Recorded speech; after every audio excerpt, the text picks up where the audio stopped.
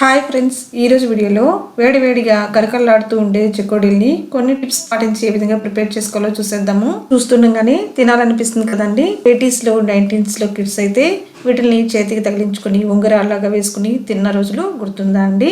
Evening టైంలో ఇలాంటి స్నాక్స్ని తీసుకునే వాళ్ళం. దీనికోసం ముందుగా మైదా పిండిని ఒక కప్పులోకి తీసుకుని ఈ విధంగా ప్రెస్ చేసుకుంటూ తీసుకోండి. లూజ్గా కాకుండా ఇలా ప్రెస్ చేసుకొని తీసుకుంటే మనకి కొలత అనేది పర్ఫెక్ట్గా ఉంటుందండి. ఇప్పుడు స్టవ్ మీద వెడల్పుగా ఉన్న ఒక ప్యాన్ పెట్టుకొని అందులోకి ఏ కప్పుతో అయితే మైదా పిండి తీసుకున్నామో అదే కప్పుతో ఒక కప్పు వాటర్ తీసుకొని వేసుకోండి. తర్వాత ఇప్పుడు ఇందులోకి ఒక పావు టేబుల్ స్పూన్ వరకు పసుపును వేసుకోండి. పావు టేబుల్ స్పూన్ కారాన్ని కూడా వేసుకుని పావు టేబుల్ స్పూన్ సాల్ట్ను కూడా వేసుకోండి. తర్వాత నేను ఇక్కడ పావు టేబుల్ స్పూన్ వామును వేసుకున్నాను. ఈ వాము ప్లేస్లో మీకు కావాలనుకుంటే జీలకర్రను వేసుకోండి, లేదా కొంతమంది అయితే నువ్వులను కూడా వేసుకుంటుంటారు. తెల్ల నువ్వుల్ని, నల్ల నువ్వుల్ని, అలా నువ్వులు కూడా వేసుకోవచ్చండి. తర్వాత ఇందులోకి 1 స్పూను బటర్ను వేసుకోండి. బటర్ ప్లేస్లో వెన్న ఉంటే వెన్నను కూడా వేసుకోండి. వెన్న అయితే ఇంకా బాగుంటుందండి. వేసుకుని వాటర్ని బాగా ఉడకబెట్టుకోండి. బాగా వేడిగా కాగిన తర్వాత బటర్ అంతా కూడా కరిగిపోయిన తర్వాత ఇప్పుడు ఇందులోకి మనం పక్కన పెట్టుకున్నాం కదండి మైదా పిండి ఒక కప్పు తీసుకుని దాన్ని వేసుకుని బాగా కలుపుకుంటూ ఉడికించుకోవాలి. స్టవ్ని సిమ్లో పెట్టుకొని పిండి వేసుకుంటూ కలుపుకుంటూ బాగా పిండి అనేది దగ్గర పడేంత వరకు ఈ విధంగా మిక్స్ చేసుకోండి. పిండి అనేది చాలా స్మూత్గా రెడీ అయిపోవాలండి. అందుకే మనం ఇక్కడ స్టవ్ని సిమ్లో పెట్టుకునేసి మొత్తం పిండి అంతా కూడా కలిసిపోయేలాగా మొత్తం అంతా కూడా కలుపుకోండి. పిండి అనేది ఉండలు కట్టకుండా చూసుకోవాలండి. అందుకే స్టవ్ని సిమ్లో పెట్టుకొని కలుపుకుంటే బాగా ఉండలు కట్టకుండా బాగా పర్ఫెక్ట్గా వచ్చేస్తుంది.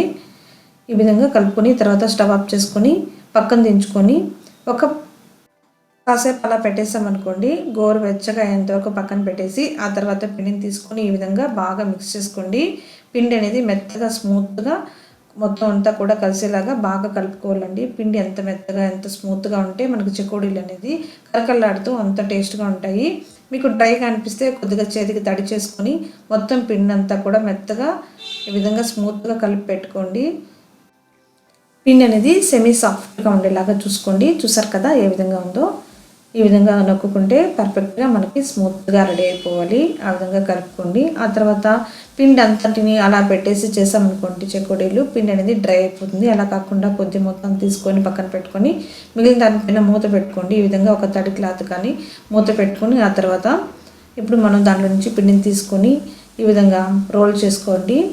మొత్తం అంతా కూడా సన్నగా అయ్యేంత వరకు ఈ విధంగా రోల్ చేసుకొని ఆ తర్వాత రౌండ్ చెకోడీలు లాగా చేసుకుంటే మనకి చెకోడీలు రెడీ అయిపోతాయి. ఒకేసారిగా ఎక్కువ పిండిని తీసుకొని రోల్ చేసుకుంటే ఎక్కువ మొత్తం ఒకేసారిగా చేసేవచ్చండి. చూసారు కదా ఈ విధంగా రౌండ్ తిప్పుకొని చివరి భాగాన్ని మనం కట్ చేసుకొని ఆ తర్వాత ఒకసారి ఇలా ప్రెస్ చేసుకున్నారనుకోండి, ఆయిల్లో వేసినప్పుడు విరిగిపోకుండా ఉంటాయి. చివరిలో ఇలా ఈ విధంగా ప్రెస్ చేసుకొని చేయాలండి, లేదంటే విరిగిపోతూ ఉంటాయి. చూసారు కదా ఈ విధంగా కట్ చేసుకుని ఆ తర్వాత ప్రెస్ చేసుకోండి పిండిని. ఇదే విధంగా అన్ని చెకోడీలు చేసుకోవాలి. అలాగే మనకి ఇంత పెద్ద రోల్ చేసుకొని ఒకేసారి 4-5 చెకోడీలను చేసుకునే బదులు కొంతమంది కొద్దిగా పిండిని తీసుకొని ఒక్కొక్క చెకోడీని చేసుకుంటారు. అలా కూడా చేసుకోవచ్చు.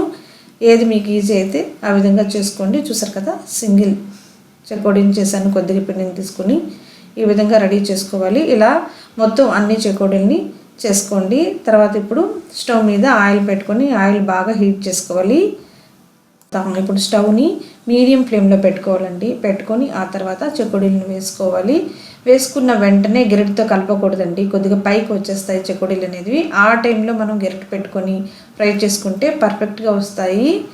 వెంటనే గెరటి పెట్టామనుకోండి మొత్తం అంతా కూడా అతుక్కునేస్తూ ఉంటాయి. అలా కాకుండా ఈ విధంగా పైకి తేలిన తర్వాత ఇప్పుడు గెరటితో మొత్తం కలుపుకుంటూ రెండు పక్కల బాగా ఈవెన్గా ఫ్రై అయ్యేంత వరకు ఫ్రై చేసుకోవాలి. చూసారు కదా ఈ విధంగా కలర్ అనేది చేంజ్ అయిపోతుంది. ఆ విధంగా అప్పటి వరకు మనం ఫ్రై చేసుకొని ఆ తర్వాత ఒక టిష్యూ ఉన్న పేపర్లోకి తీసుకోండి. చూసారు కదా ఎంత ఈజీగా చెకోడీలు రెడీ చేసేసామో. ఇవి చేయడానికి పెద్ద ప్రాసెస్ ఏమీ అవసరం లేదండి. చాలా సింపుల్గా మనం వంట చేసిన టైంలోనే చేసేయవచ్చు. ఒకసారి ప్రిపేర్ చేసిన తర్వాత మీకే అనిపిస్తుందండి ఇంత సింపుల్ అని. ఒకసారి ట్రై చేసి చూడండి, చాలా బాగుంటాయి, చాలా టేస్టీగా సూపర్గా ఉంటాయి. బయట నుంచి కొన్నటివి వాళ్ళు ఏదో ఒక ఆయిల్తో చేస్తూ ఉంటారు. అలాంటి వాటి కన్నా మనం ఇంట్లోనే హ్యాపీగా చేసుకొని తీసుకోవచ్చు కదా. ఈ చెకోడీల్ని ఎయిట్ టైట్గా ఉన్న బాక్స్లో పెట్టుకొని తీసుకుంటే కరకరలాడుతూ చాలా రోజుల వరకు కూడా చాలా బాగుంటాయండి. పిల్లలకి ఎప్పుడు పిజ్జాలు, బర్గర్లు, పఫ్లు ఇవే కాదండి, ఇలాంటి ట్రెడిషన్ వంటలు కూడా టేస్ట్ చూపించండి. వాళ్ళు కూడా చాలా ఇష్టంగా తినేస్తారు. వీడియో నచ్చితే లైక్ చేయండి, షేర్ చేయండి, అలాగే సబ్స్క్రైబ్ చేసుకొని నన్ను సపోర్ట్ చేయండి. Thank you so much for watching my video.